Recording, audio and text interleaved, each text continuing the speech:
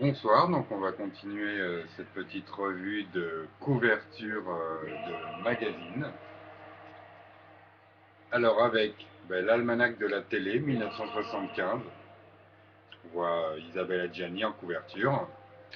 Voilà, donc tout sur l'année de télé, un petit peu de cinéma, voilà. Donc 1975.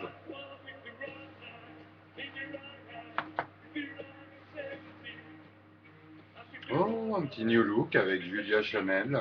Je me rappelle qu'elle avait fait une publicité pour Homecore avec un snowboard. Voilà, donc, et un article sur Tony Hawk, le gourou du skate. C'est plus qu'un gourou même.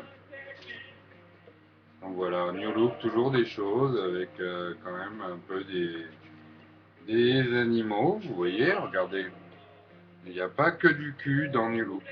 Voilà.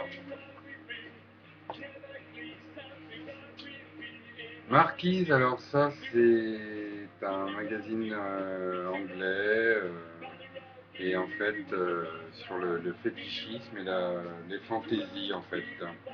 Donc il y a énormément de choses ultra délirantes. C'est que des choses délirantes en fait. Il n'y a pas une seule parure, un seul habit qui est à peu près normal. Et je trouve ce magazine totalement exceptionnel. Mais il y a une idée à chaque page. C'est, euh, c'est vraiment très différent. Voilà.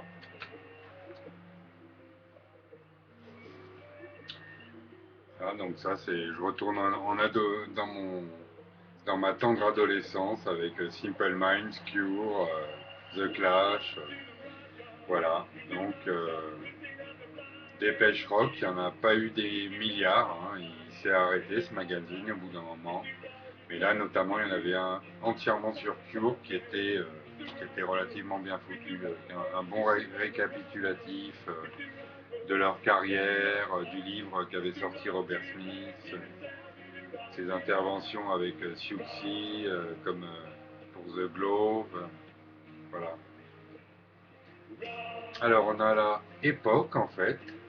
Donc, Époque, c'est le magazine de la FNAC. Donc, enquête au pays des fées, voilà, un petit peu sur le surnaturel. Voilà. Époque, magazine des plus gros escrocs français au niveau de la musique. Voilà. Qui devait, soi-disant, baisser le prix des CD. On attend toujours. DB avec un groupe mythique, donc ACDC, est-ce que c'est la peine de les présenter? Ceux qui ne les adorent pas les détestent, tout le monde les connaît en fait. Je les ai vus 5 fois, je crois, en concert. C'est quand même, en plus d'être un concert, comme pour beaucoup de gros groupes comme Pink Floyd ou les Rolling Stones, un spectacle. Voilà. Il s'agit en plus d'un concert, d'un véritable spectacle, comme par exemple Dépêche Mode, là, qu'on est en train d'écouter, où on va un petit peu au-delà du concert, quoi. Donc, ACDC, un groupe qui s'est largement, souvent retrouvé dans mon Walkman quand je faisais du skate. Who's Next, alors c'est le magazine du salon Who's Next, donc le salon urbain, de la glisse, de la techno, des trucs chez Brand, de tout ce qu'on veut. Voilà, donc il était assez rigolo, il y avait des détournements, il se foutait de la gueule d'Hélène et les garçons, de plein de trucs. Donc voilà, en fait, salon Who's Next avec son magazine. J'ai dû participer à 3 salons Who's Next. Au moment où j'avais ma marque de fringues. Voilà. On voit d'ailleurs ici Hélène en peau africaine, siliconée. Ah putain, la salope, hein. Regardez-moi ça, en fait, il s'agit de Marjolaine. Marjolaine et les milliardaires. Marjolaine fait du ski. Marjolaine part en couille, voilà. Donc dans Entrevue, donc c'est il me semble le magazine d'Ardisson, hein. Donc alors avec des choses un peu sur les stars, bon, le côté un peu people, branchouille, parigot, voilà. Un petit peu de parisianisme. Alors, terrible personne. Alors, Rob Zombie, qu'est-ce que qu'est-ce qu'on peut dire à part le fait que donc il est le chanteur et le leader du groupe White Zombie, qu'il a réalisé en fait de nombreux films. Donc c'est une personne et un personnage multifacette que je trouve fascinant et, et qui a vraiment tout mon respect. C'est vraiment une personne qui est capable de faire plusieurs choses très bien en fait. Voilà. Donc Rob Zombie, voilà, moi je suis fan. Je suis pas simplement pour le Captain Spaulding. Orchidée, donc j'ai eu ma petite période où je me suis un petit peu intéressé aux orchidées, donc les mœurs étranges. Donc on les appelle les filles de l'air, hein, puisqu'à la base elles se nourrissent uniquement de la rosée et qu'elles sont sous forme parasitaire accrochées en fait au tronc des arbres. Donc elles vivent comme ça. C'est pour ça qu'on les appelle les filles de l'air en fait. C'est qu'elles sont en suspension et pas forcément donc rattachées à la terre. Voilà, donc j'avais acheté également ce magazine Mon Jardin et ma maison. Donc, il y a eu un numéro spécial sur les orchidées. Et je ferai certainement sur Facebook une exposition, un album, je veux dire. Voilà, parce que il y a des fleurs tout à fait exceptionnelles dans les orchidées. Voilà.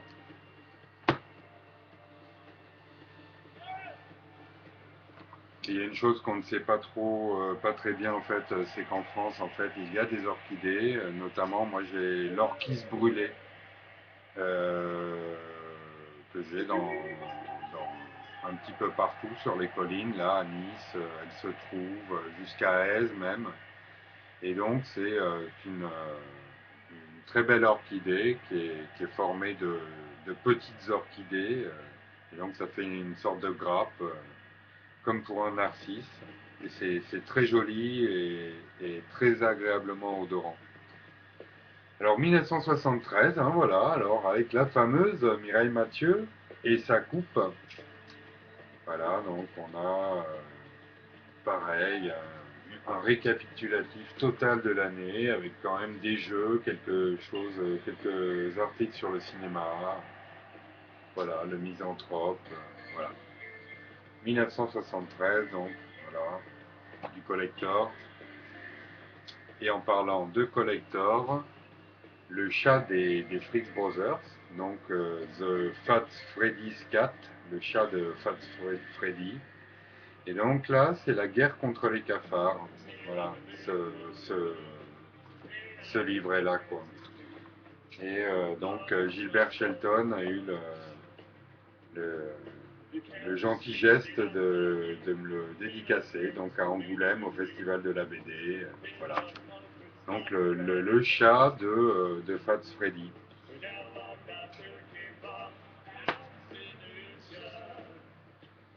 Alors Anne Van der Linden, donc en fait c'était une Suisse qui était passée dans ma boutique et qui m'avait laissé en fait des petites éditions comme ça de ce qu'elle faisait et donc peintre assez connu en Suisse. Voilà, et évidemment plutôt hardcore, on va dire. Voilà. Heavy Meat, Anne van der Linden. les premiers hommes en fait avec la revue Historia, donc voilà, donc je trouve ça fabuleux qu'il y ait des reportages et qu'il y ait eu des choses, des séries qui ont été faites notamment sur Arte avec de l'image de synthèse et pour nous expliquer toutes les différences entre Cro-Magnon, Néandertal, voilà. Donc dossier sur les premiers hommes. Alors New Look avec Attention méchant, donc il était sur les NAC à l'époque et donc on voit Miguel, Cobra, Pitbull, le boom des animaux domestiques tueurs en France. Voilà, donc encore une fois, le pitbull n'est considéré quasiment que comme un tueur, au même rang qu'une migale ou qu'un cobra. Déjà, ça fait un petit peu peur. Et c'est le côté sensationnaliste, évidemment presque professionnel de New Look. Et donc, ça a dû commencer à ce moment-là. En fait, les, euh, voilà, on voit donc des pitbulls. Il y a eu un moment en fait en France, un début au niveau des NAC. Et ce New Look là, il était en plein dans cette période, je me rappelle. Voilà, puisqu'on commençait à parler un petit peu des gens qui avaient des serpents et tout ça. Voilà, donc Dali, alors c'est toutes ces sculptures. Alors, un énorme respect et j'espère qu'il repose en paix avec tout ce qu'il a fait. Donc Dali, c'est quasiment mon artiste préféré avec un peu Warhol, enfin beaucoup Warhol aussi. Et donc là, ce ne sont que ces bronzes. Donc c'est toutes les sculptures en bronze qu'il a fait qui sont quasiment, vous voyez, pour la femme à tiroir, enfin tout issu de ces tableaux, hein, évidemment. Voilà. Donc Salvatore Dali, pour moi, un véritable en fait fou, pas une personne qui faisait à moitié semblant d'être un peu marteau pour exposer dans 3 galeries. Lui, vraiment un fou. Et puisqu'on parle de fou, ça tombe bien, puisque, alors ça, c'est une de mes pièces maîtresses ou principales, hein, dans la pile que je suis en train de défeuiller sous vos yeux. C'est Tom Savini, donc, qui a sorti un guide par l'exemple pour les effets spéciaux. Voilà. Et dedans, il y a des scènes et des choses décomposées de Creepshow, euh, de George Romero, il y a des scènes de zombies, de George Romero aussi.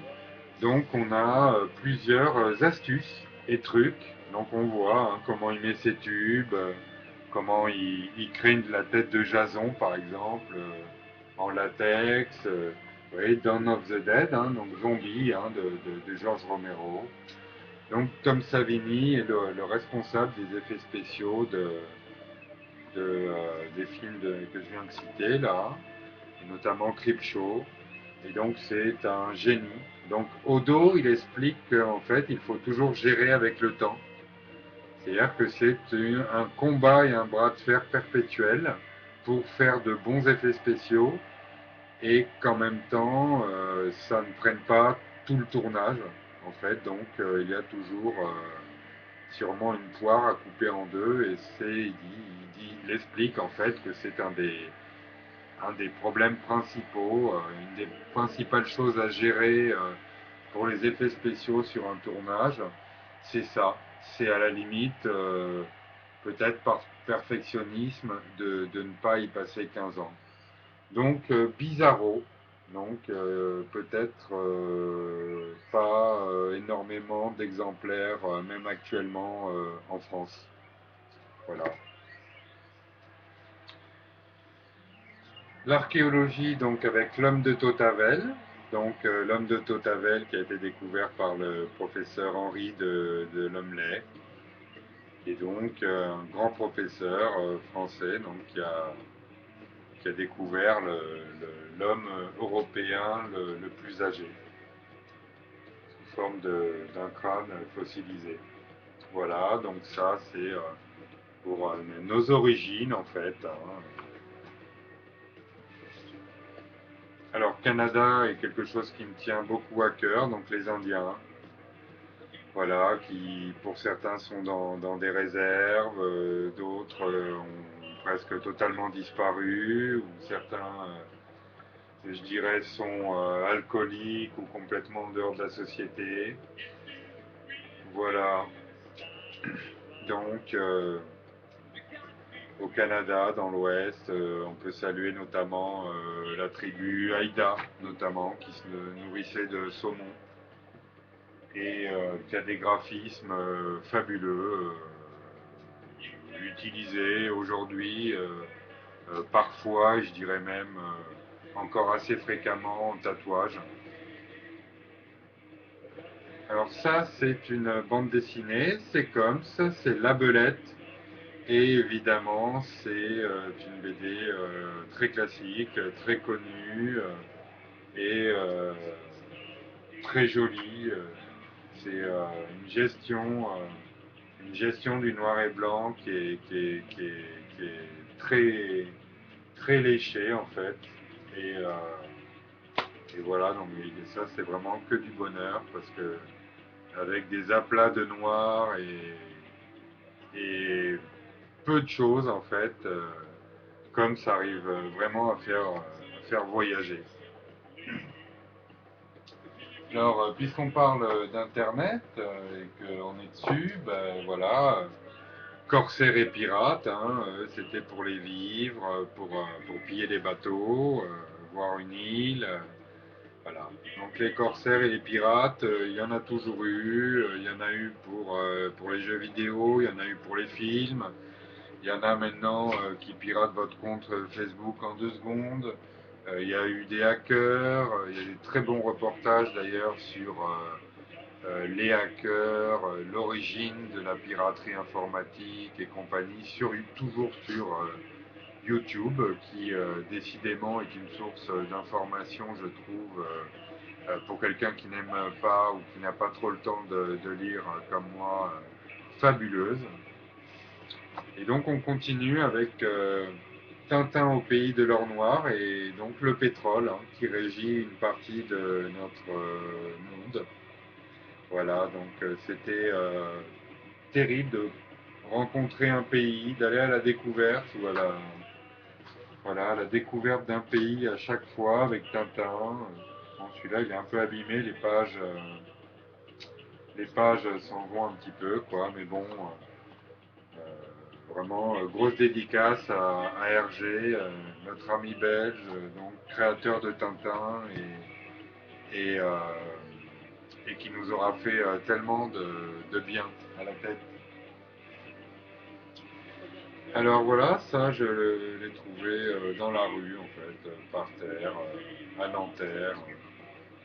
Donc je me baladais en skate et j'ai pas pu m'empêcher de le ramener. Donc les vaisseaux de l'espace avec des vaisseaux assez proches de Cosmos 99 en fait, c'est marrant. Et donc ça, c'est également pas mal de plans.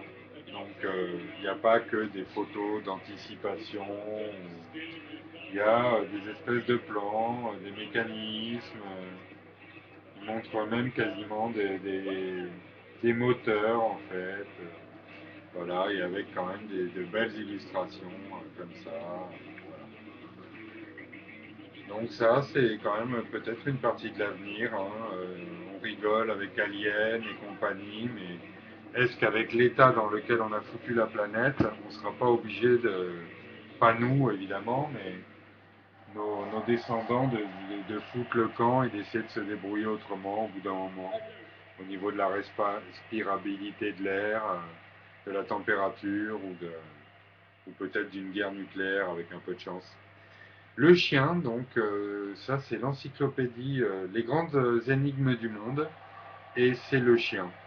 Voilà, donc génial bouquin, au niveau des photos notamment déjà.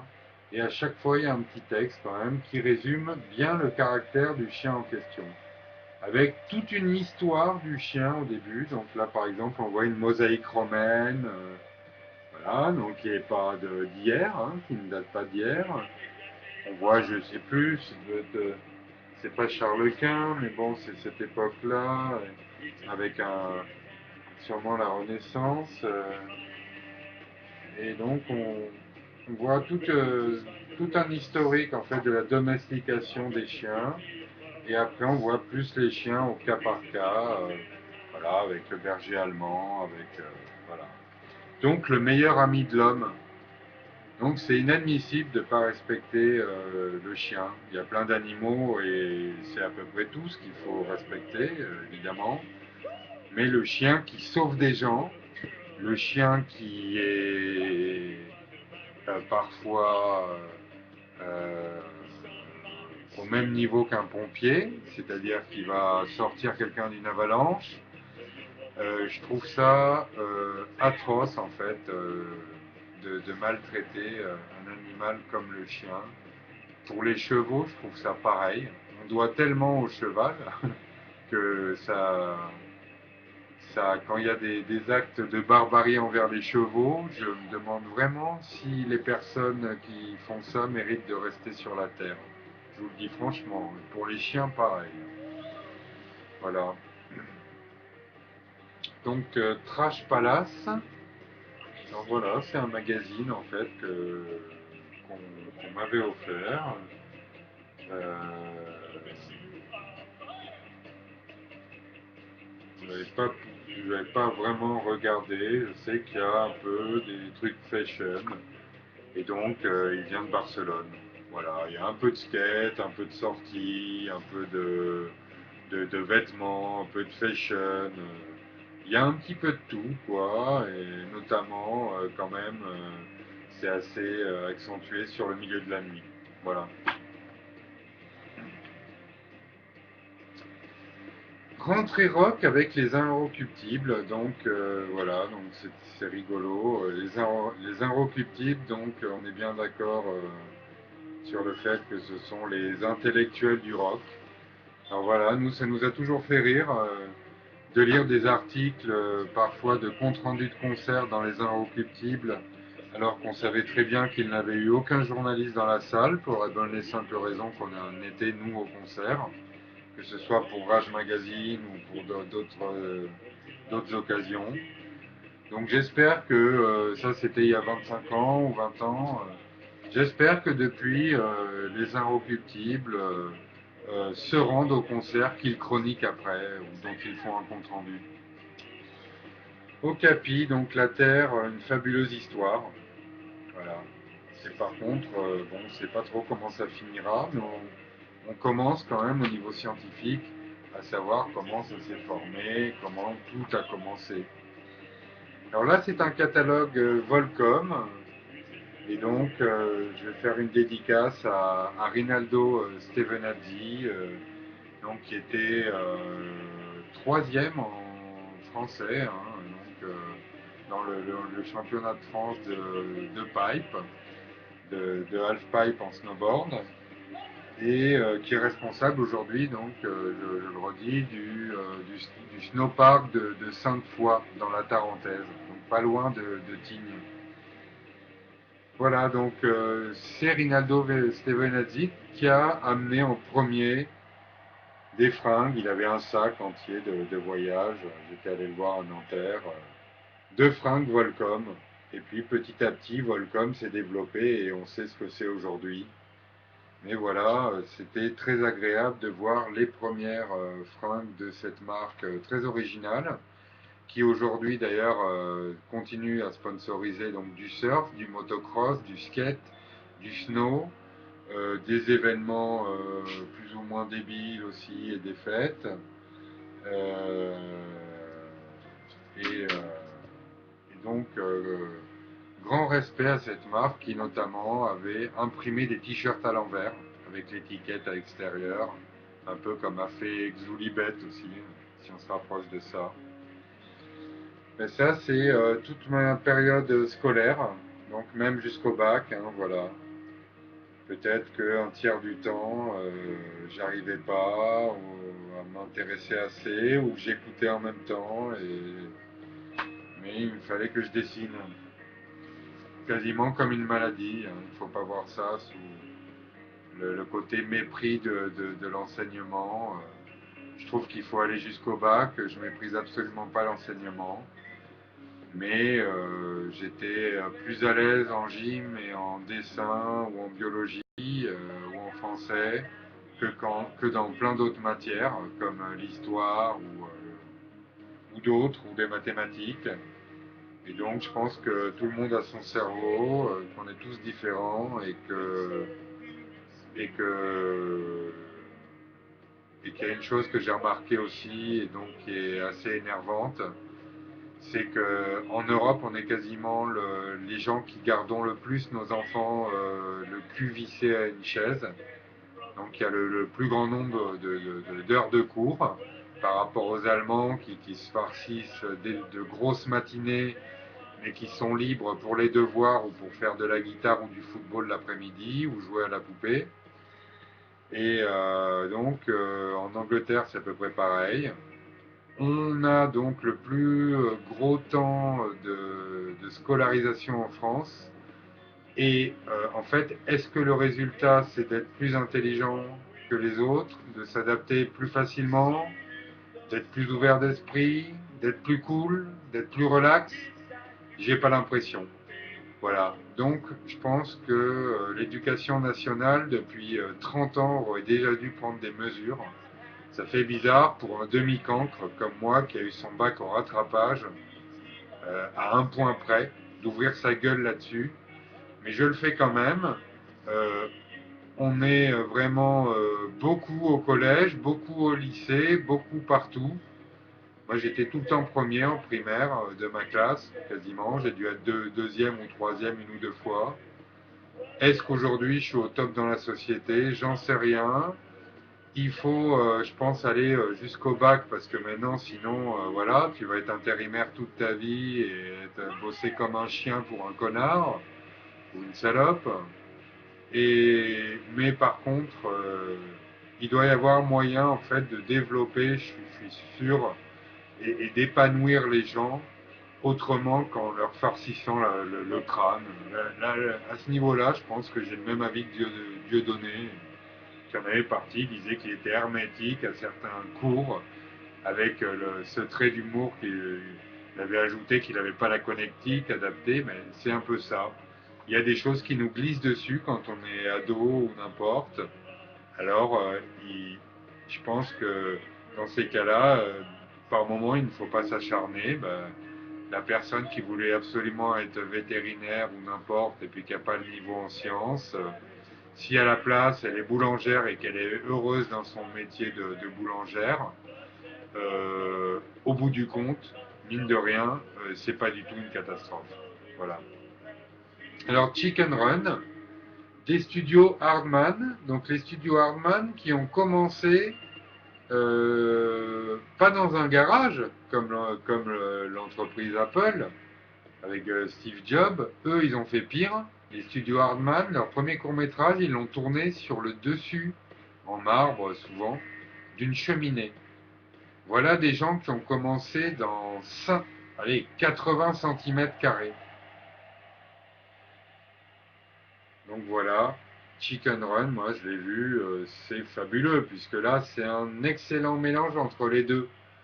Il y a tout ce qui est pâte à modeler, qui est réalisé parfaitement, et tout ce qui est décor photoshopé, accessoires rajoutés, mais qui ne sont pas forcément en pâte à modeler. C'est pareil, voilà. Donc si vous ne l'avez pas vu, Chicken Run par les studios Hardman, et je crois pour une fois aidé au niveau infographique par Disney. Hein. Il me semble qu'il s'agissait pour une fois d'une association.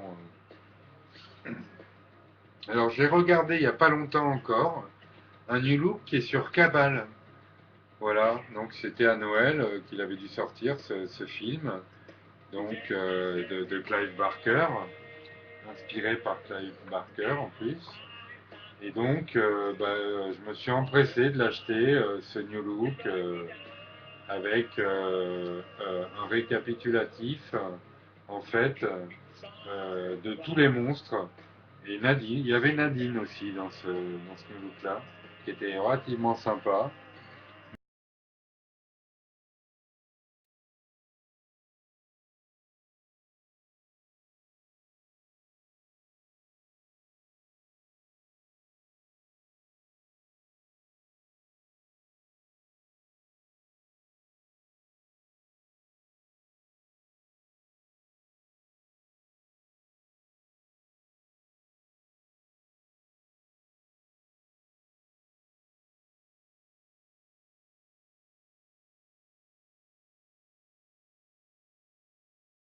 personne, ne serait-ce que pour son petit pull marine, vidéoclip réalisé par un jeune débutant à l'époque, Luc Besson. Voilà, donc moi je trouve que c'est une personne qui fait vraiment partie du cinéma français.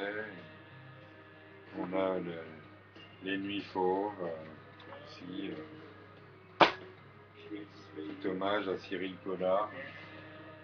Donc Hans, alors c'est le catalogue de t-shirts donc sur lequel je faisais sérigraphier mes modèles. Donc je ne désespère pas de ressortir des t-shirts parce que c'est pas les modèles, les idées, les concepts ou les choses qui me manquent à ce niveau-là. Vous devez, pour ceux qui connaissent ce milieu, le comprendre directement. C'est plutôt l'argent, puisqu'il est devenu totalement impossible de faire des t-shirts et de les vendre dans le monde entier aujourd'hui sans les faire fabriquer en Asie. Voilà, donc je ne désespère pas à ce niveau-là. Je n'ai pas entièrement baissé les armes malgré des gifles, des coups de poing et des coups de pied dans la tête, même quand tu es au sol. Le fait de prendre une boutique à l'époque, le fait de vouloir absolument faire fabriquer en France, puis par le champion de France de sérigraphie qui était Sabot d'Or. Plein de choses ont fait que je me suis croûté la gueule, mais que si je refais des choses, il y a plein de risques et d'écueils que j'essaierai d'éviter puisque la France est un casse-tête chinois total pour réussir quelque chose sans se faire baiser par le plus gros macro que loge la France, c'est-à-dire l'État. Voilà. Hein, tous les gens qui croient que quand on a un commerce, voilà, on roule sur tout ce qu'on veut, sur l'or, l'argent, le bronze et le platine, et qu'on est au restaurant tous les midis. Moi, j'étais quasiment en bordure de malnutrition quand j'avais mon magasin, tellement c'était dur. Voilà. Donc, bah, Cyril Collard, j'en parlais il y a 2 secondes. Donc, avec une des premières fois où on a parlé de cette putain de saloperie qui est encore aujourd'hui en fait le sida. Voilà, le sida, on a bien compris que ça ne touchait pas que les homosexuels au bout d'un moment en France, mais il a fallu le temps, avec l'espèce d'étiquetage qu'on adore faire, ben là on se l'est bien pris dans le cul cet étiquetage, et c'est le cas de le dire. C'est que petit à petit, des couples qui se trompaient entre eux, hétérosexuels ou n'importe, ben, l'ont attrapé le sida. Donc on a commencé enfin à se dire qu'il n'était pas réservé en fait à des homosexuels habillés en cuir clouté, comme on peut voir dans Frankie Goes to Hollywood, ne serait-ce que dans le clip Relax, celui qui est incensuré. Voilà, donc cette putain de saleté qui doit être loin de venir d'un singe vert ou de je sais pas quoi. C'est tellement obscur ce truc-là qu'il y a eu en plus au niveau, j'allais dire, religieux ou presque dogmatique, 1 milliard d'interprétations. Donc un fléau qui est là pour punir le fait qu'il y a des homosexuels ou que des hétérosexuels se trompent entre eux. On a vraiment tout entendu sur le sida. Moi, quand j'ai fait mes études d'infirmier, j'ai eu à soigner des fois des gens qui avaient à peine 5 ou 10 ans de plus que moi et qui étaient dans une chambre et qui malgré des visites et malgré beaucoup de choses, au fond malgré tout le courage dont ils font preuve, savent qu'ils sont condamnés à plus ou moins court terme, puisque là je parle d'une époque où je pense que l'AZT était à peine à l'étude. Voilà. Donc surtout, est-ce que j'ai besoin de le dire, amusez-vous, éclatez-vous, et il n'y a pas de honte quand on est une fille à être, surtout aujourd'hui, je pense que les mœurs ont accepté pas mal de choses. à être attiré par ceci ou cela. Pareil pour un garçon. Donc réalisez vos délires sans prendre, on va dire, de risques au niveau sécurité. Et surtout à ce niveau-là, puisque on parle du sida, mais en chopant une sale MST, une jeune fille pleine de joie de vivre et d'intelligence, de beauté et de tout ce qu'on veut, peut se retrouver avec une infection qui l'interdit par la suite d'avoir un enfant. Ça, on en parle moins, mais IVG et compagnie, là, avec tous les gens qui ont eu des parents très sévères, qui sont allés faire des IVG en Belgique, en Hollande, voilà, ça peut tellement causer de foutoir, de bordel, de gêne et de presque de traumatisme de tomber enceinte qu'on peut être amené en fait à faire des conneries. Donc euh, pour le sida et pour ne pas choper des maladies qui vous rendent stérile, protégez-vous parce qu'on n'a pas le choix. Voilà. Colors, j'en ai déjà parlé une fois, mais de toute façon j'en ai à peine trois. Le magazine qui était donc développé par Benetton avec que des choses graphiques exceptionnelles, toutes détourées hein, d'ailleurs. Chaque page c'est un objet détouré. On voyait un truc Nestlé là, des fourchettes, un truc Playboy. Donc des objets des fois qui ne sont pas sortis, qui ont été designés mais qui ne sont pas sortis dans le commerce. Que des choses de toute façon avec des références au virtuel, aux gens chez père, aux petites constructions, aux choses, j'allais dire, entre guillemets rigolotes dans les armées, dans l'industrie, inégalables. Voilà, ça, j'en ai jamais retrouvé, moi, des choses comme ça, puisque, évidemment, en tant que professionnel pendant j'allais dire, un bon petit moment dans l'audiovisuel et la communication, à l'époque, nous avions besoin d'images et les banques d'images existaient à peine. Hein. Des banques d'images comme ImageBank que j'avais visité à Opéra avec mon book. Donc aujourd'hui, j'ai la joie, non pas la joie, puisque je m'en tape, en fait, c'est pas mon business, mais je remarque qu'il y a 1 milliard de banques d'images en fait sur Internet. Moi, 10 ans avant que la moindre banque d'images mette des choses en ligne sur le web, j'avais voilà, hein, euh, des montagnes de ça, des montagnes de magazines, parfois jusqu'au plafond chez moi. Et donc que je dépouillais, souvent des magazines féminins, puisqu'il y avait des belles photos dans les publicités, et que le magazine féminin est une des choses les plus jetées. On pouvait en voir accrochés, enfin ficelés justement avec de la cordelette, des gens parfois jetés 300 L, 200 Biba et j'en passe. Use It, donc j'avais ramené la première fois où je suis allé à Amsterdam. Petit magazine, une sorte de presse de fanzine, hein, je dirais même, de la ville, et qui explique comment utiliser Amsterdam. Donc Use It, voilà, avec plein de trucs très sympas, et il y avait un peu de tout, il n'y avait pas que les coffees, il y avait des concerts, ça j'entendais parler des Red Hot Chili Peppers, ou de Primus, ou de Jean Shepherd comme ça aussi, qui allaient faire des concerts, notamment au Paradisio, voilà. Alors ça c'est un livret bon, de DVD, mais je tiens quand même à en parler, puisque au jour d'aujourd'hui, où justement on a presque même des soucis avec l'humour politiquement correct ou pas politiquement correct, Amicalement Vôtre, c'est un peu comme les Mystères de l'Ouest. Le français parlé dans cette série était parfait. Donc vraiment un français totalement châtié, avec aucune vulgarité ni quoi que ce soit. Et en plus de ça, souvent une petite quenelle humoristique dans les dialogues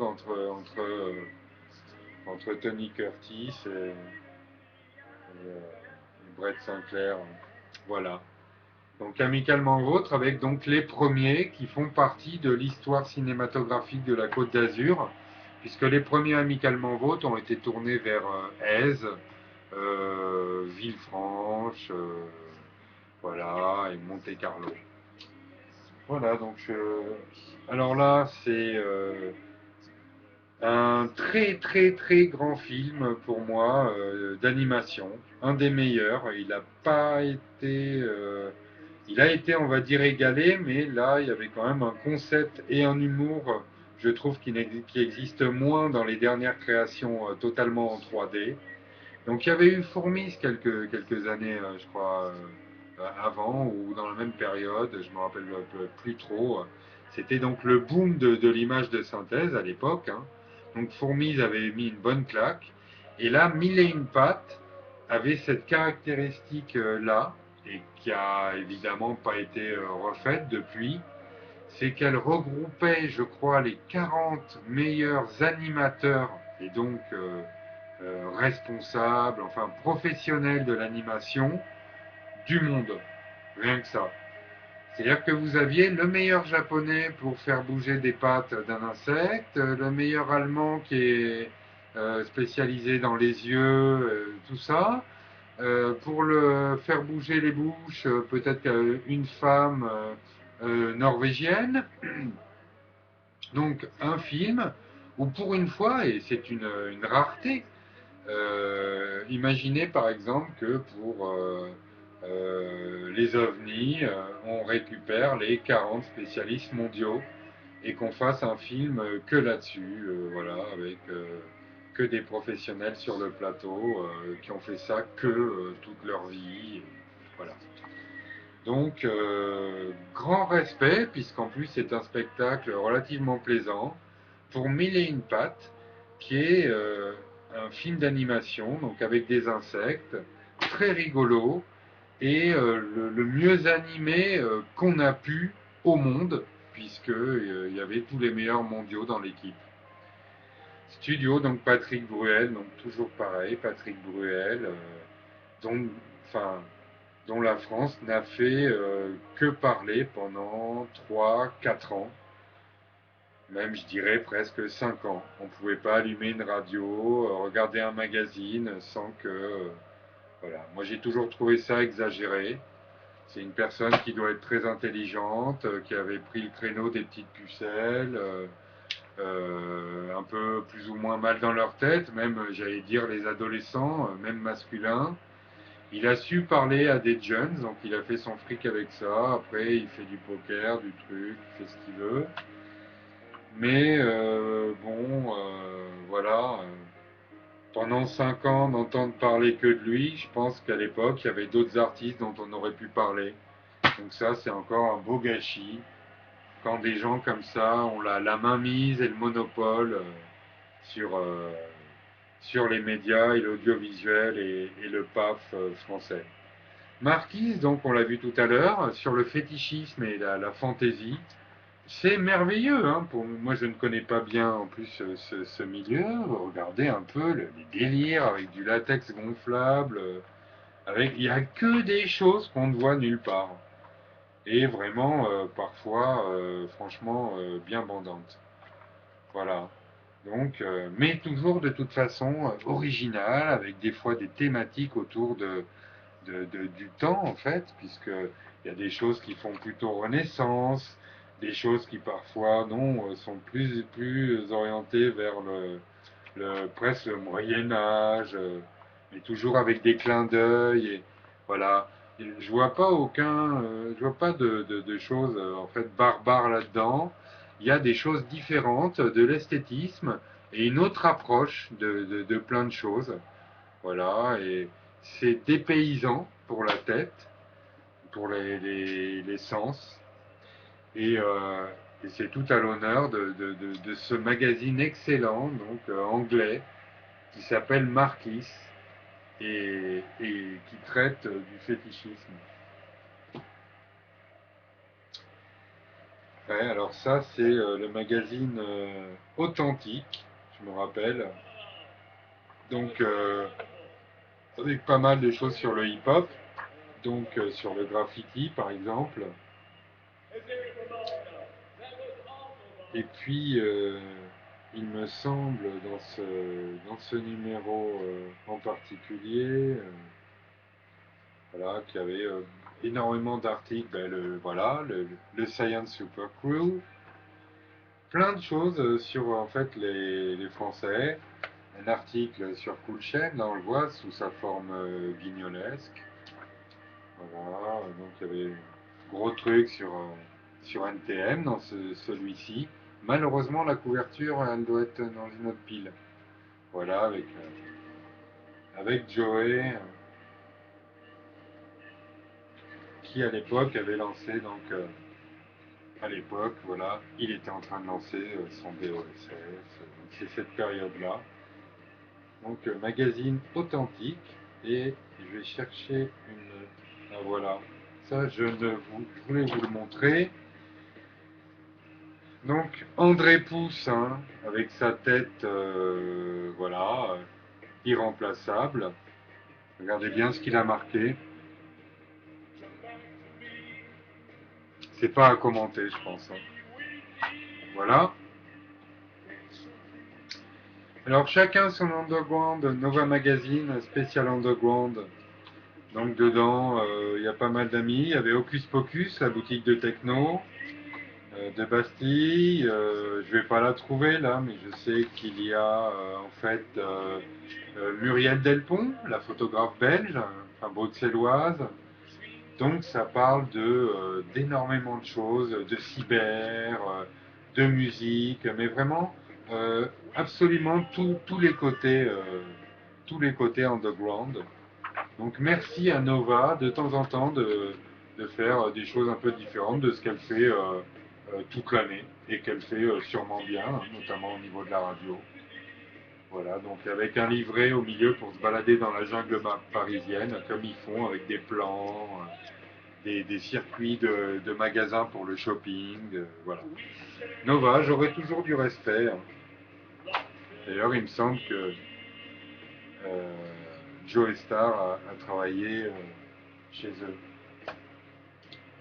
Bicross Escape Magazine, donc il n'y en a pas eu des milliards, mais voilà, j'en ai conservé un. Je pense que dedans, donc il y avait donc spécialisé en bicross et en skateboard, avec toujours de bien belles images, et français, par contre, donc un des premiers hein, français là-dedans. Donc je regarde parce que j'ai un ami dedans, alors voilà, plusieurs même. Alors, notre ami Jérémy Daclin, donc le Lyonnais, voilà, Jérémy Daclin, qui a été champion de France, qui a fait beaucoup de choses il a fait beaucoup de choses pour la ville de Lyon et pour développer le skateboard. Voilà.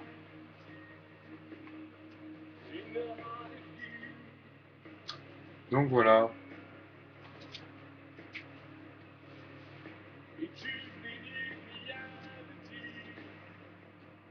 Alors le magazine numéro, donc magazine de mode féminin, et donc là spécialisé dans le cinéma, celui-ci.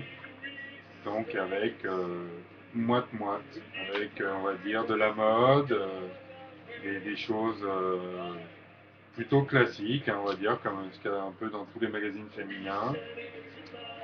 Et de temps en temps des choses, alors j'adore ce film, voilà, Gorge profonde, quelques intercalaires, on va dire, de cinéma. Avec, vous voyez David Lynch, hein, qui est un dieu pour moi, Asia Argento qui est une déesse, pas mieux, Sylvester Stallone, voilà. Donc, numéro, avec de la bonne grosse star qui tâche.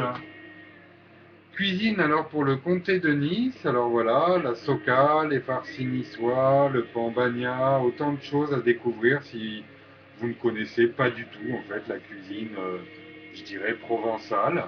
Donc je ne l'ai même pas ouvert, je l'ai conservé pour avoir, pour éventuellement voir s'il y a des recettes. Moi j'en suis resté au gratin de courgettes, ça va à peu près encore.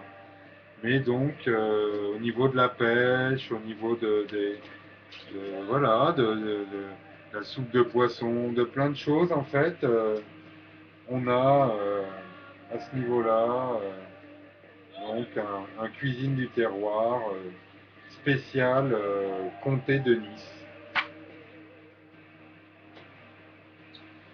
Tiens, un Marie-Pierre, pardon, un Marie-Claire, donc je croyais en avoir gardé qu'un, j'en ai gardé deux en fait. Donc avec les fantasmes des femmes avant, pendant et après l'amour. Coluche, j'ai le look qui charme. Enfant disparu, sans retour, le cauchemar des parents. Ouais, alors ça c'est clair que c'est une chose pareille. C'est étonnant qu'on parle des guerres entre juifs, entre arabes, entre tout ce qu'on veut à l'étranger, au Mali, à Gaza. Donc on ne parle que de ça. Ça, c'est une chose. Les enfants qui disparaissent en France, je me demande si une seule. Allez. Si, pour. Non, bah non, on l'a retrouvé, le petit Grégory, je suis complètement con. Non, en fait, non. Ceux qui disparaissent, en fait, non. Non, pas la peine d'en parler, en fait. Voilà, donc tout le monde sait ce qu'est Marie Curie. On va pas s'attarder. Enfin, il y a quand même des choses sympas. Voilà. Donc Marie-Claire.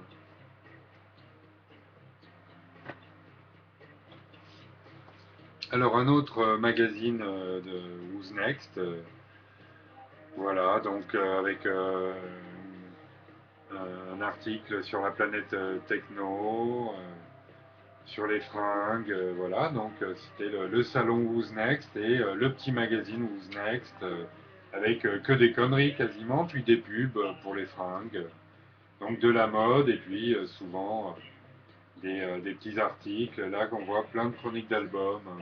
Je vois Poupette Mastaz, Naz, Urban Species.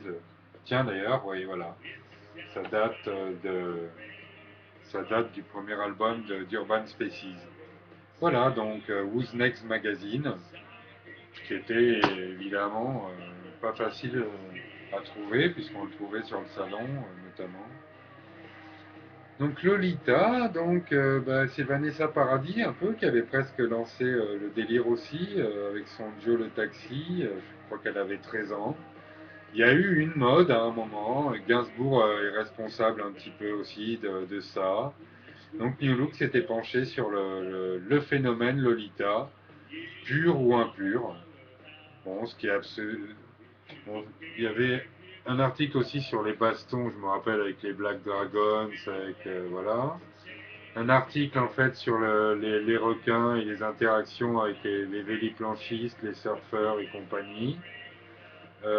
J'ai toujours trouvé que oui, il traitait des trucs un petit peu décalés.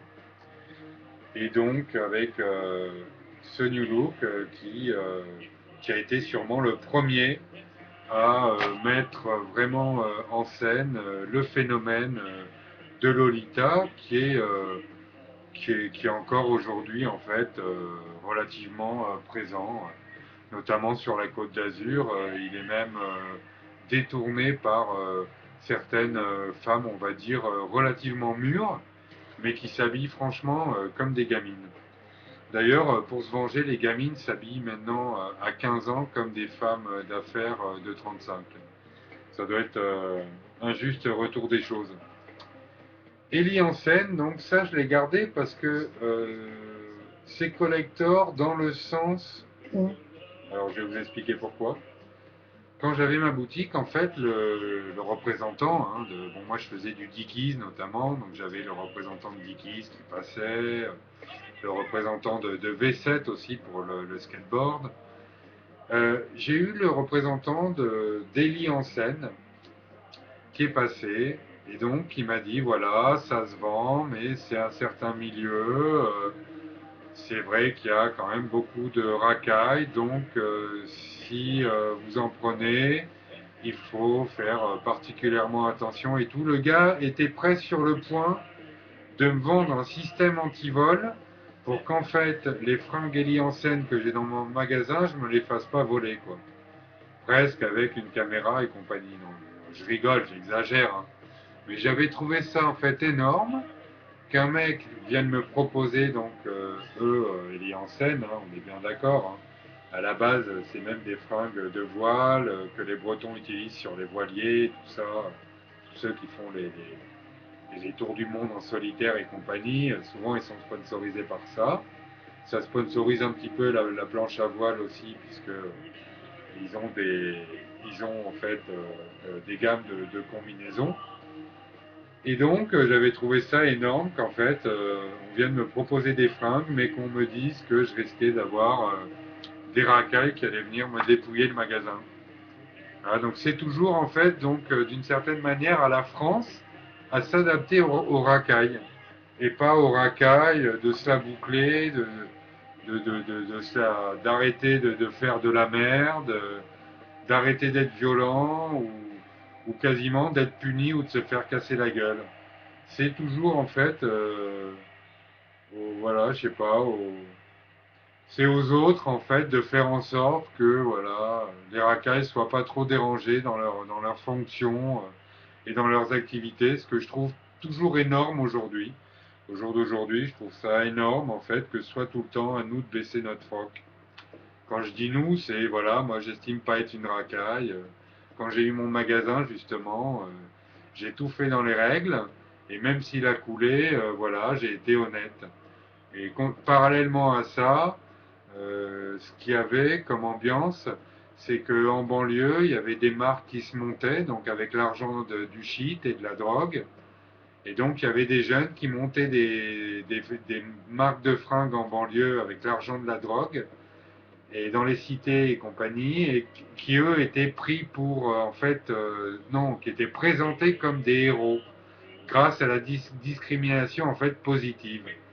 Alors moi, je trouve que c'est une super belle chose, ça, la discrimination positive, qui permet à des gens qui vendent de la drogue de faire des fringues pour encore plus s'enrichir, encore plus acheter de coke et encore plus se faire sucer par des pauvres petites putes qui ont l'impression qu'un gars qui a une BM, c'est un gars qui assure. Voilà. Donc là, on ne parle que de victimes, parce que le gars va se prendre pour un gangster, il se prendra par Tupac, parce qu'il a réussi à vendre 3 fringues de son sweat brodé dans la cité, et victime aussi parce que voilà, t'es une petite conne de 17 ans, tu traînes avec un caïd qui craint, qui à la limite te ferait tourner à ses copains qui en auraient rien à foutre, et pourtant tu te prends pour une rebelle et pour une gangster, on va dire. Donc là, c'est que des histoires en fait de victimes. Ça doit être très dur d'être élevé en cité, c'est un milieu que j'ai pas connu, qui doit pas être évident. De là, en fait, à être totalement fier de ne faire que de la merde et de le revendiquer et d'être quasiment bien vu par l'État parce que tu fais 3 t-shirts, je trouve qu'il y a quand même des limites. Voilà, moi je tenais à dénoncer ça parce qu'en fait, moi, si je l'avais fait à l'époque, de faire mes fringues dans l'illégalité, avec l'argent de la drogue ou n'importe quoi, j'aurais fait comme n'importe quel Français. Je serais allé en prison et la police aurait eu raison. Voilà. Je tenais à signaler ça, c'est qu'il y a un poids de deux mesures à ce niveau-là pour beaucoup d'artistes en France. Voilà. Et pour moi, je tiens à le signaler au passage, hein, le Jamel Comedy Club, ça devrait carrément être un Dieudonné Comedy Club aujourd'hui.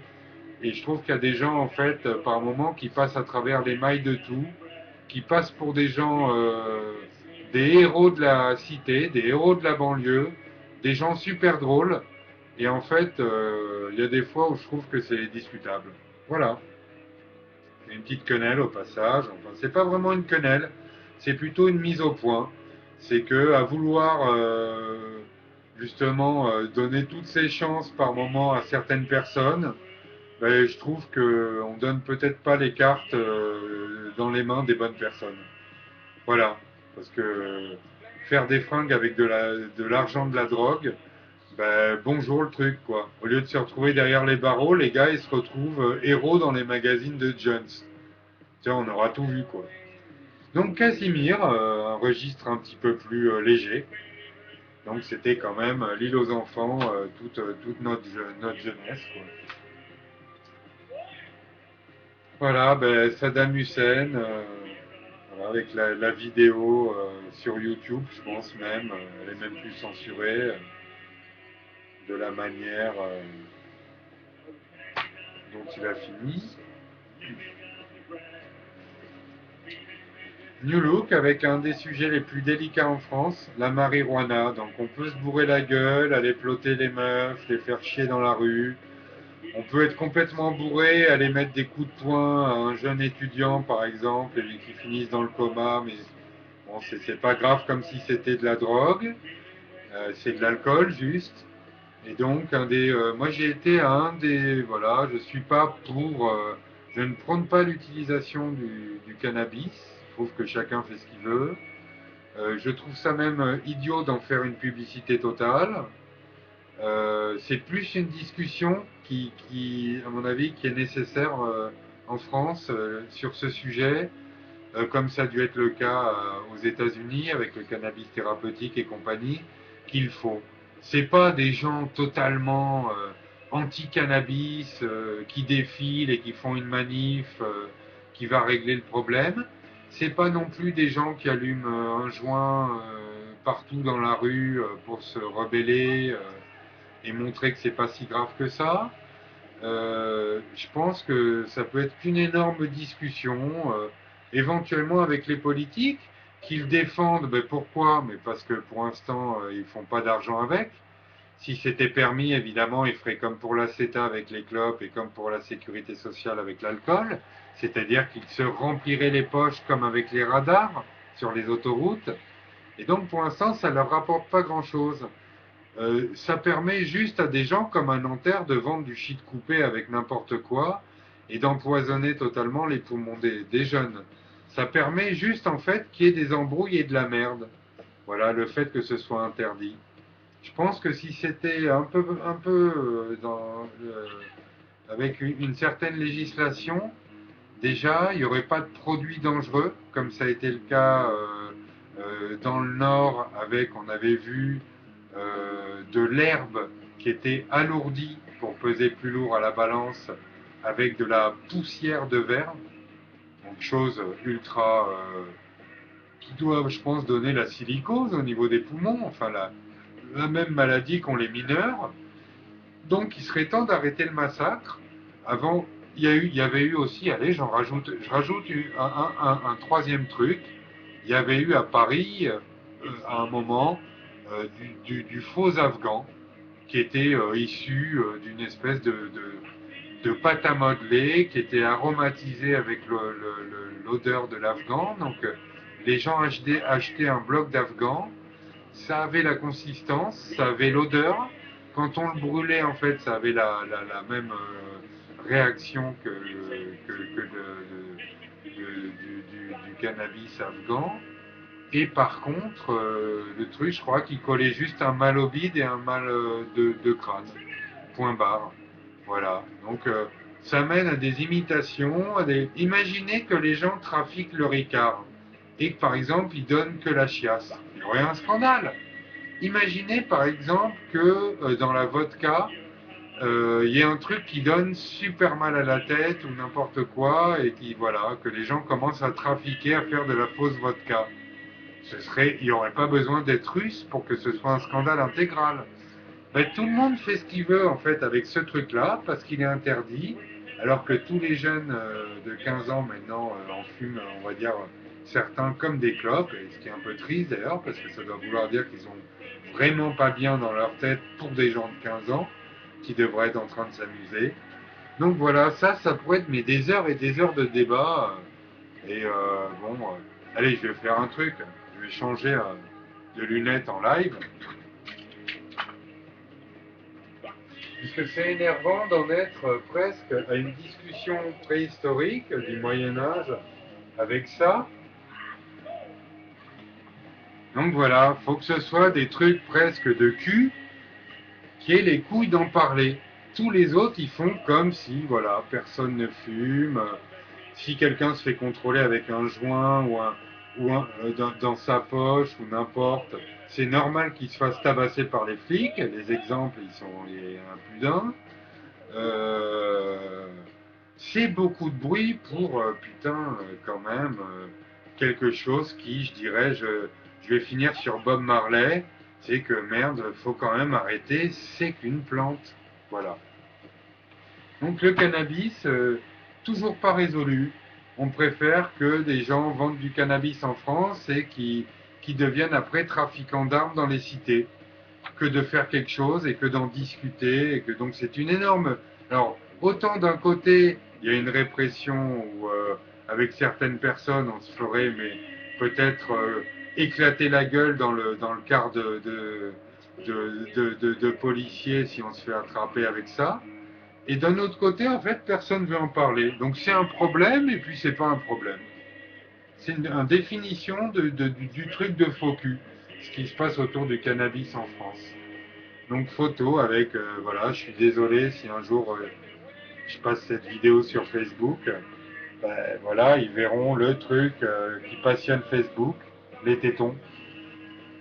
Donc photo qui est un magazine de photographes, hein, pour les photographes et pour le matériel de photographie.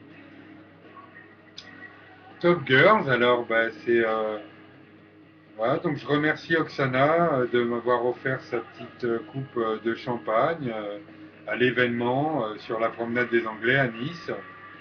Donc j'avais été garde du corps dans le cadre du magazine Erotica et donc sur le stand il y avait toute l'équipe qui est gérée par la Ciocciolina, c'est-à-dire Chanel 27, la sexy star Simba, et Oksana était le soir venue nous retrouver en boîte de nuit.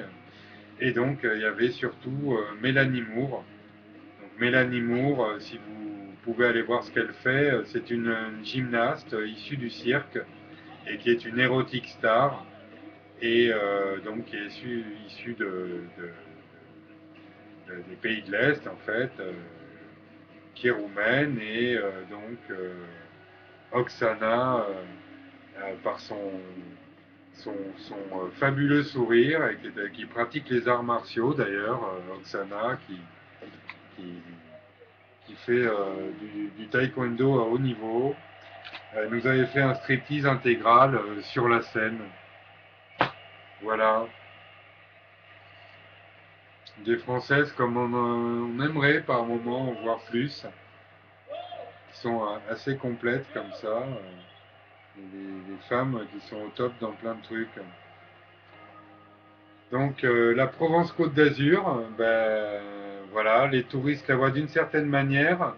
Ceux qui habitent, et j'en fais partie, ben, ce qu'ils ce qu'ils en tirent et les bilans qu'ils font, ben, personne ne les croit. Tellement la situation sur la Côte d'Azur, du moins en ce qui me concerne et à mon point de vue, est lamentable à tous les niveaux. Voilà. Donc, ce qui est vu par les touristes comme quelque chose de super cool, de French Riviera, de paillettes, de Côte d'Azur, de Monaco, de Nice, de Saint-Tropez, de voilà. Tout ça, venez le voir et restez un an et vous allez vite être calmé. J'ai pas besoin, encore une fois, d'entrer dans les détails, ni de me justifier sur quoi que ce soit, mais ce sont deux mondes parallèles et complètement différents. Donc ça, bah, pourquoi pas? Pourquoi? C'est presque en fait de la prétention d'essayer de se persuader au fond de soi-même qu'on est absolument les seuls êtres vivants dans toute la galaxie. Donc moi, j'y crois, sans avoir d'attirance vers ce milieu-là, le milieu des ufologues, ni quoi que ce soit. J'ai même super du mal à regarder sur YouTube, à part pour Roswell ou des faits marquants.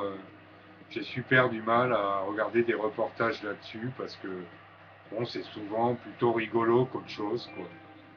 Je l'ai, je le vois plus sérieusement, ce phénomène, en fait, par les films, notamment Rencontre du troisième type ou ce genre de choses, et plus dans, comme pour Cloverfield, dans le film Cloverfield, comment en fait on réagirait, et ça je trouve ça par contre, euh,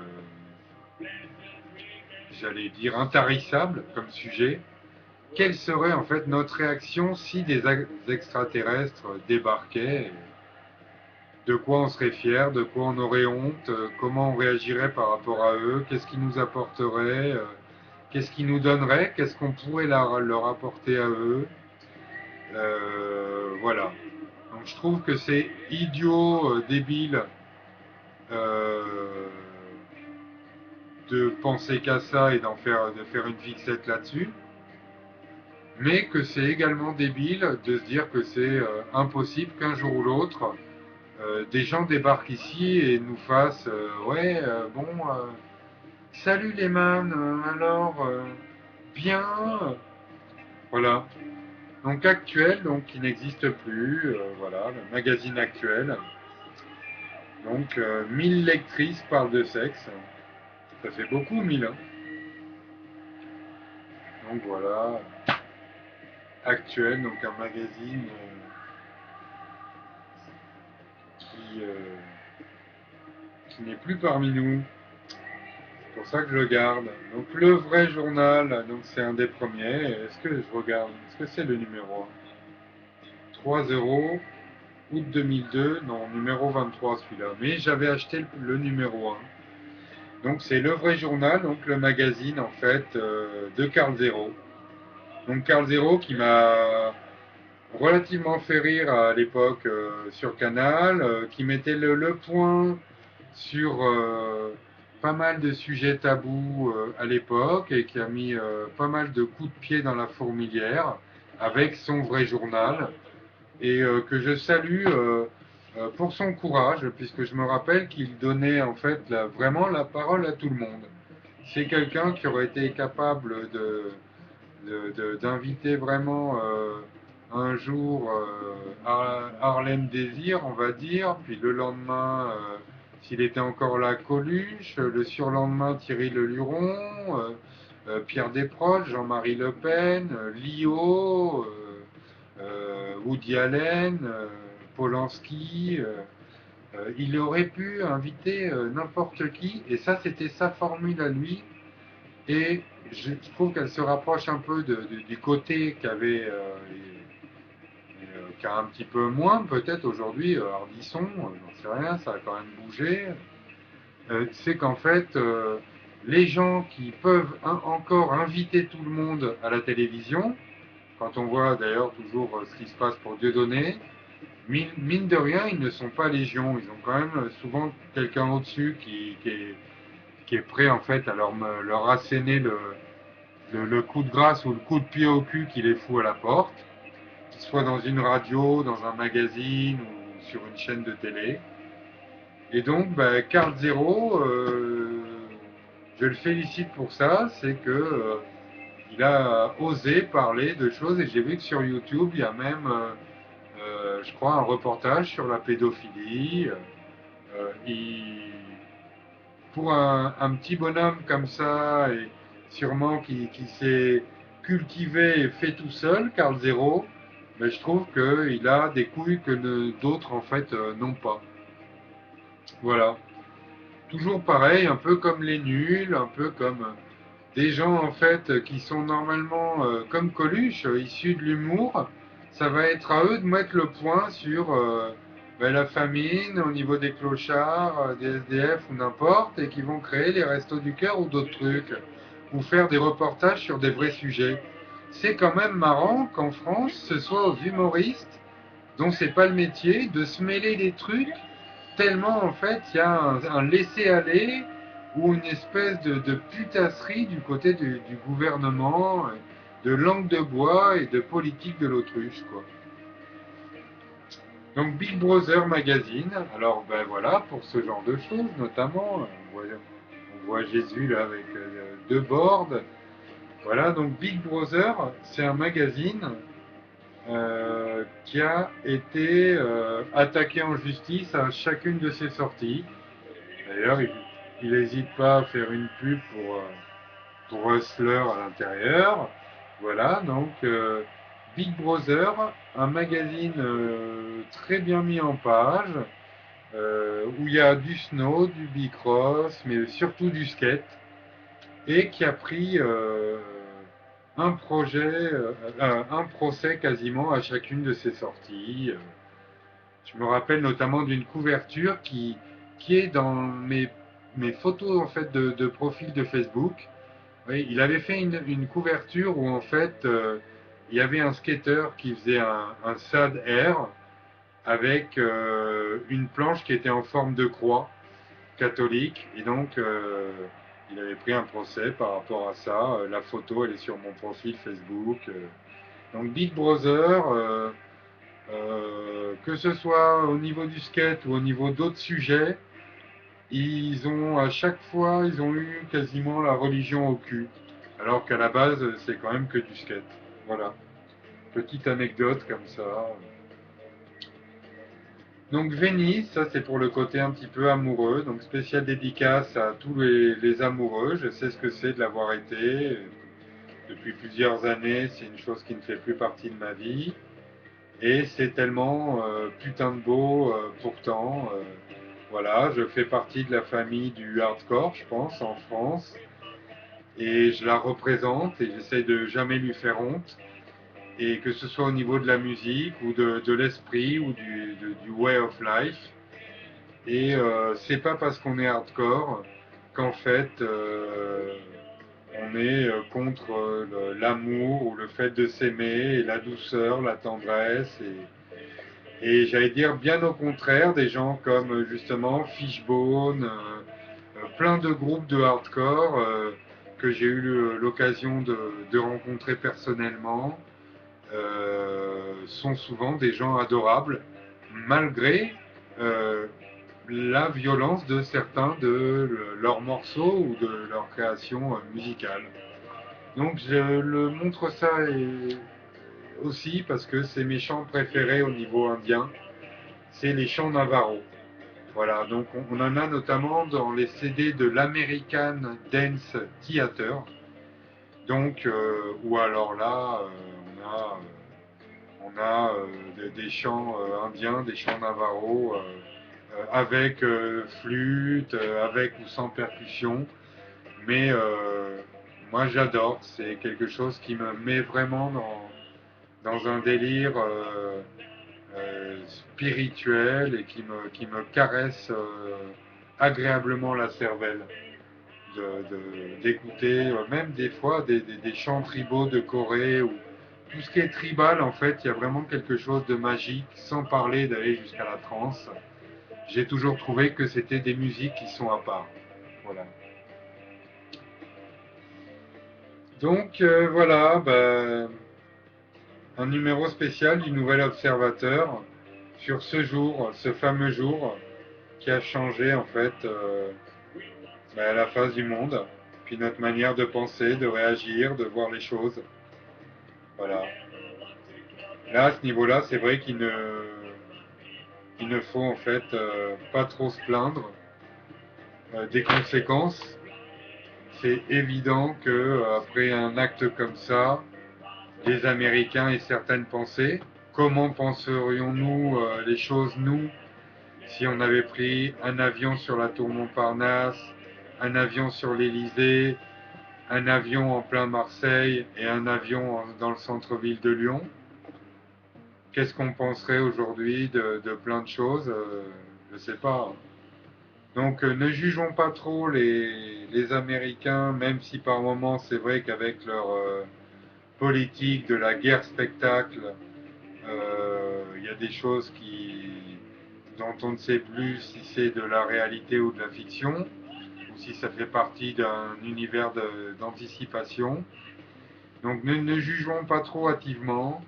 Euh, et essayons quand même de faire en sorte aussi, au niveau de la sécurité et de plein de choses, de ne pas se retrouver en fait à la merci de gens comme ça, qui peuvent nous balancer un avion ou n'importe quoi à la gueule pour une idéologie, une pratique religieuse ou pour nous montrer qu'on est des gros dégueulasses d'occidentaux qui baisons, qui buvons du Coca-Cola, qui mangeons du cochon et pire, qui sommes capables de prendre un Big Bacon au McDo.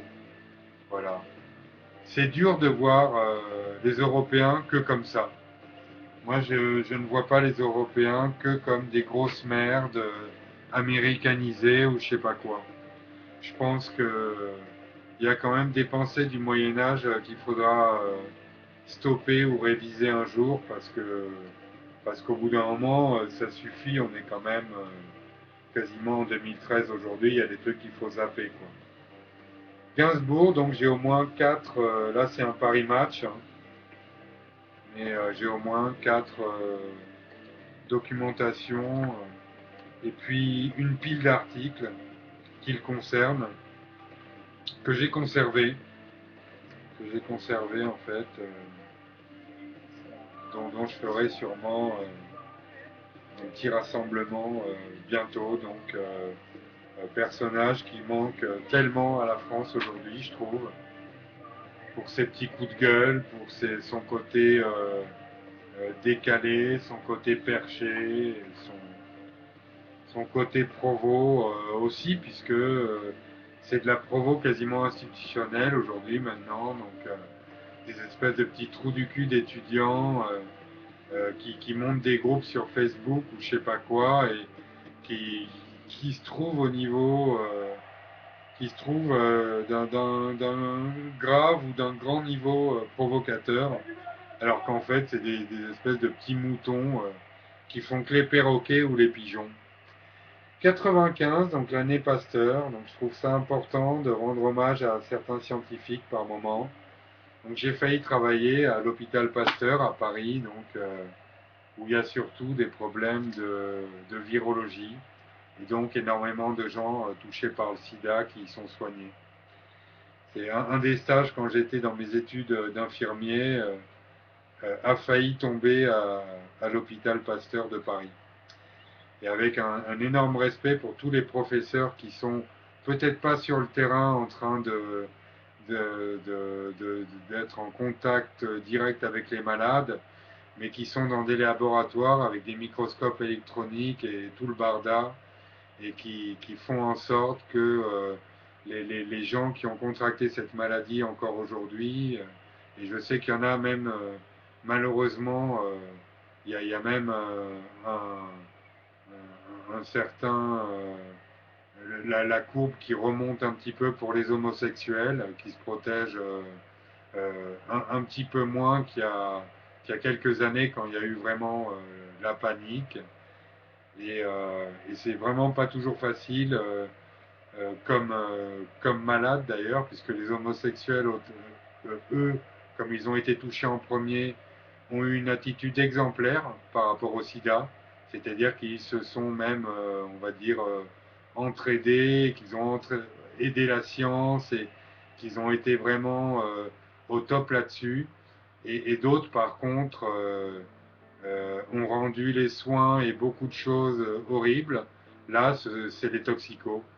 Et les toxicomanes, en fait, il y en a qui ont même menacé des infirmières avec la seringue. C'est un autre personnage et une toute autre personne à soigner. Donc, je sais qu'à l'époque, au début du sida, quand c'était des gens qui avaient attrapé le sida en se refilant des seringues, là, le respect, il est énorme vis-à-vis des soignants, puisqu'évidemment, on a, enfin, pas moi directement, mais évidemment, tout le personnel soignant a eu affaire à des gens violents et avec une maladie mortelle. Donc, sûrement, autre chose qu'aller se branler comme un fonctionnaire de merde, 4 heures au travail, à regarder les mouches. Voilà.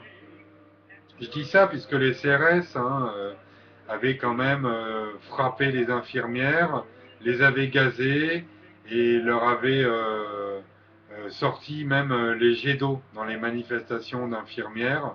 Et moi, j'étais allé à l'école d'infirmières Notre-Dame du Perpétuel Secours de Levallois-Perret à l'époque. Et je dois avouer que j'avais trouvé ça particulier qu'en fait, justement, au niveau sécurité, voilà, l'insécurité tous les jours, en fait, augmente en France et qu'on aille taper sur des pauvres infirmières qui soignent des enfants du sida et qui sont en général des anges, qui soignent les gens en maison de retraite et compagnie. Je ne sais pas comment ces policiers-là ont pu faire. Je sais qu'on peut avoir des ordres, même quand on est militaire ou n'importe quoi, mais aller frapper et aller casser de l'infirmière dans une manifestation, comment ça doit être horrible comme ordre qui arrive à ton cerveau quand t'es flic. Sauf si t'es vraiment un demeuré ou une sorte de sanglier décérébré, quoi. Voilà. Donc je me rappelle quand même bien cet esprit-là qui commençait en France, où en fait déjà à l'époque, les flics se chiaient dessus, se faisaient dans la culotte d'aller contrôler certaines bandes de racailles ou n'importe, que ce soit à Nanterre ou ailleurs, et qu'à côté de ça, quand il y avait les paysans, les camionneurs ou les infirmières qui défilaient pour des bonnes causes, malheureusement, voilà, on voyait une espèce de clash entre deux France, c'est-à-dire des flics qui étaient obligés d'aller taper sur des infirmières de 50 kilos, quoi. Ce qui est totalement, ce qui est le comble pour un pays qui n'arrive même pas à régler la sécurité sur son territoire. Voilà. Donc ça, c'est les dinosaures ressuscités. Donc c'est le concept dont je parlais dans une autre vidéo pour Jurassic Park. C'est qu'un jour ou l'autre, je pense que ce sera possible, voilà, avec tout ce qui est clonage, avec tout ce qu'on a fait aujourd'hui, de refaire vivre certains dinosaures. Alors celui-là n'a pas l'air jeune du tout. J'aimerais bien trouver la date. Regardez, c'est vraiment beau comme tout. C'est un new look et il a l'air assez ancien déjà. C'est sûr qu'il est des années 80. J'aimerais bien trouver la date. Directeur de publication. Les photos de chiens de paru.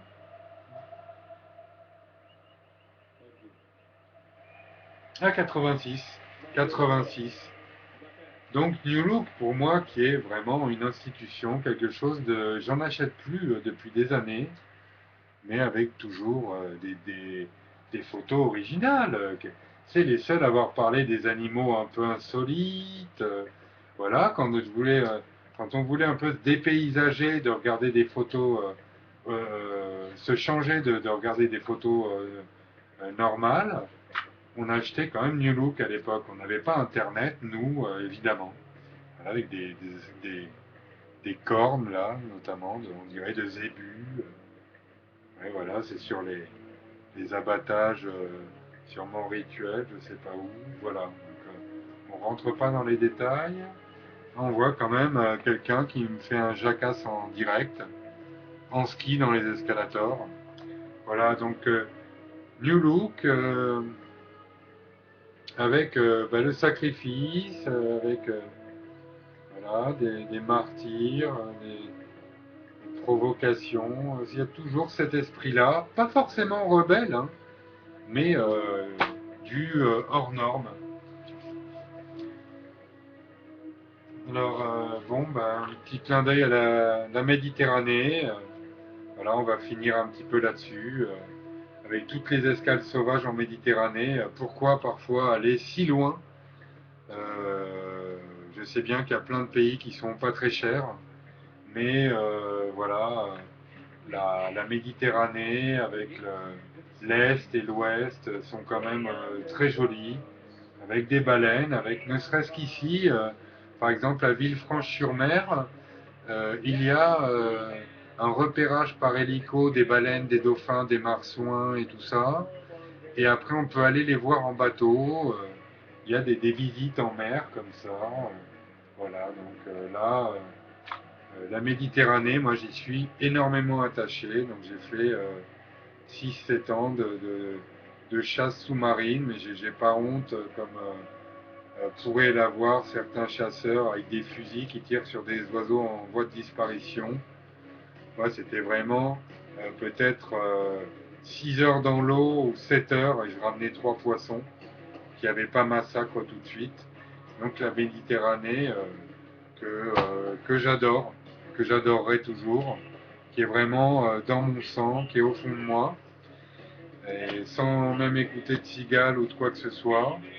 Et je profite pour saluer à l'époque le Besson, en fait, notamment, qui avait fait Le Grand Bleu, donc tourné en partie à Marineland, et qui avait sorti Atlantis, donc que toute la France n'a pas compris à sa sortie, puisque tout le monde attendait Le Grand Bleu numéro 2, ou la suite du Grand Bleu, alors que Atlantis, il s'agit de la reprise d'une vidéo qui était en noir et blanc, et où étaient regroupés pas mal de films d'animaux sous-marins, et donc c'était une vidéo du commandant Cousteau. Et donc elle a été refaite en couleur et donc tournée pendant, je crois qu'il y a 4 mois de plongée à ce moment-là. Et donc voilà, c'est vrai que bon, au niveau de la Méditerranée, avec les studios sous-marins qu'il y a à la Victorine, donc les studios cinéma de Nice, c'est normal que même pour James Bond et plein de choses, il y a eu des tournages en fait du cinéma autour de la Méditerranée. Donc ça, ben, c'est pas Chamou, hein. Voilà, en fait, c'est pour euh, que l'entraîneuse qui est morte en fait, tuée par l'orque qu'elle dressait, repose en paix. Et pour qu'on se rende compte en fait que certains animaux, il est vraiment euh, terriblement délicat de les dresser. Moi, j'ai vu en fait le spectacle des orques à Marineland. Ça se fait notamment au sifflet à ultrasons. C'est à ça que les orques obéissent. C'est très très très impressionnant parce que ce sont des animaux qui relèvent de la baleine, hein, donc qui sont euh, extraordinairement massifs et qui obéissent au doigt et à l'œil, donc sûrement dotés d'une intelligence comme pour le dauphin, voilà. Et donc je ne me rappelle plus du nom en fait de l'entraîneur aux États-Unis qui s'est fait tuer par l'orque qu'elle dressait. Mais je me rappelle que l'orque s'appelait Chamou. Et donc, pour avoir vu quelques images de tigres qui déchiquettent leurs propres dresseurs de temps en temps, ou de certains caïmans qui arrachent un bras ou qui croquent la tête de leur dresseur, euh, être vétérinaire, c'est génial. Être aide animalier ou animalier ou aide vétérinaire, franchement, je trouve ça aussi également terrible. Mais être dresseur par moment, je pense qu'il y a un énorme respect. J'avais déjà parlé de Jean-Jacques Hano à ce niveau-là, qui avait dû travailler avec des dresseurs pour peut-être un puma, un ours et plein d'animaux sauvages qui sont capables, en fait, mine de rien, de nous arracher la tête d'un coup de patte. Voilà. Ou de nous tuer dans un bassin comme une vulgaire sardine. Voilà, donc bah, c'est fini. Je vais rester sur cette image, en fait, du rapport entre l'homme et l'animal. Voilà, en espérant qu'il y ait des gens qui aillent voir un petit peu sur YouTube la multitude de reportages qu'il y a sur tout, sur les migales, les fourmis, sur les prédateurs, sur la barrière de corail et sur tout ce qui est malheureusement plus ou moins en voie de dégradation à cause de gros porcs en fait qui n'ont rien à foutre de l'environnement et qui regardent juste en fait leur Mercedes, leur villa et leur pute.